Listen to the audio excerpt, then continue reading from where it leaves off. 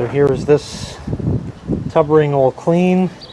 This is split in a couple of places, but it's just a foam thing, so we're going to reseat that down in there. This is all clean. There's dust in that, so we're going to get the shop vac and clean that up. A couple other little driplets in there, wipe everything down, and then we'll start reassembly. We got to do the agitator dogs, all that great stuff. So we're going to put the dry block back, just kind of on there, wherever it wants to sit. That's not quite in. Well, let me pull it back off a second. It should just sit down on there. Yeah, I think you're good. Let me just double check. Oh, okay. See these grooves? Yeah. See one here, one here? Yes, there it is. Yes. So there it is. There it is. That's on. Perfect. Yep. Good. The two little fucking nipples. Yep. So that's on, and now we're going to get the wash tub and lower that back in. We've put the lint filter back on the bottom. There's 4 clips. You can see how much cleaner it is now. You can see the crack in it, but you know, whatever. And that's plus it. It stays on because it's a nice friction fit as it is, but there's 4 tabs in there. so this is not keyed.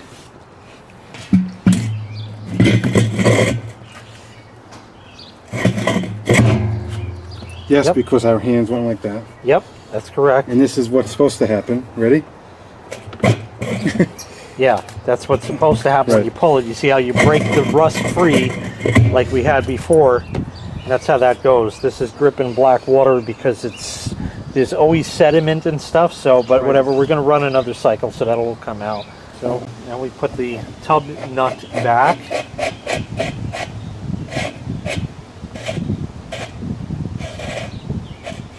Screw that down, and then we put the wrench back on it.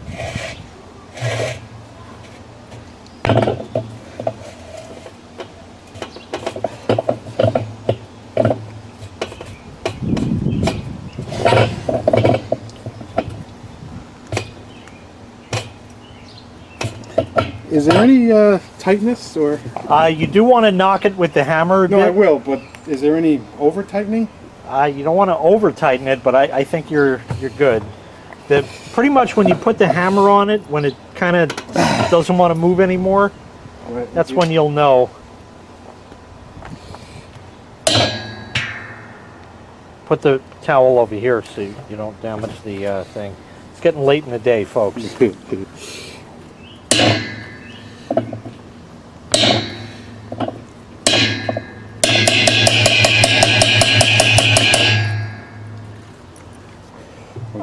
I'd say that's on there.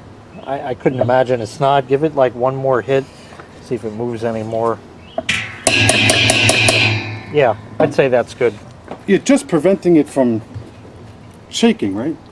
Yeah, that should, I mean, it kind of just holds it on, that's it. I've got a little, oh, it's a sticker. There's a key Get that here, out. That was, yeah, and that goes in here. And then for what it's worth, this slid right down. Open it up with your fingers, it's greased. And it just, use your fingernails, it just sat there. Every time I watch a video, we've noticed that was not even there. so we'll put the ring back in, the seal.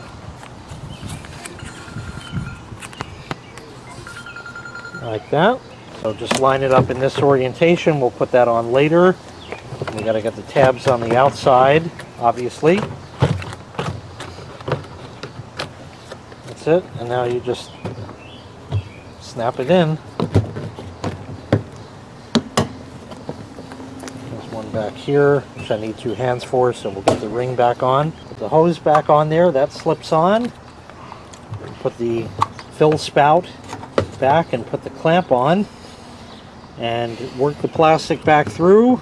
Just monkey around and don't break it. Now we're cleaning the agitator. We've already taken the top half of it off. I'm sorry I didn't get to show you that on video, but I have several videos of other machines and doing that. It's exactly the same, and I will put a link in the video description so you can find where that is. But I'll show you putting the dogs in when we get up to that. We just got to clean everything down first. So now you got to get these out, and you just turn it upside down and it falls out in your hand. And now with that done, there's all the dead and broken Agitator dogs. So these two are totally shot. These two are mostly broken and terrible. So this black piece comes off. Okay, like that. Just take a note of how it is. And now your Agitator dogs will lift out like that. I'll get the other one out and the stub and all the other crap in there, and then the new set goes in. But we're going to clean this first. And this is when you go Italian on your washing machine. Everything has to be tidy and neat. Obviously there's rust on the bottom. This is under the lid, which was taken off, as you see. So every nut and bolt is going to be turned. And now cleaning the top of it, we've removed the lid switch, a couple screws, which are actually right here, and that's all out so it can be sprayed down good with the hose. Okay, it's all back together except for the case, of course. Tub rings on. Sorry we didn't show you everything, but it gets to that point of the day. I replaced the Agitator dogs, so that works very well now. We have the hose hooked back up, and because the case is not installed, we're going to be putting a jumper wire in there to jump out the lid switch so it'll work.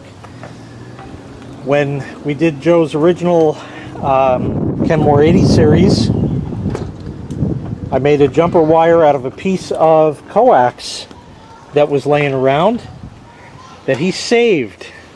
And this is the actual jumper. All right, we got to drain this out, but lid's not in place, so we just made a jumper wire out of a piece of coax. The center conductor. Yes, it's not high enough gauge, low enough gauge, beg pardon, but it blows up, it'll fall in the machine, go out. Hey, big. And all we do, I need two hands, but we just stick it not in the green, but in the brown and the gray. And if I actually can get it with one hand, then we're all set. But I'll stick that in there good, and which I think it is. It's good enough, and plug it in, give it a test.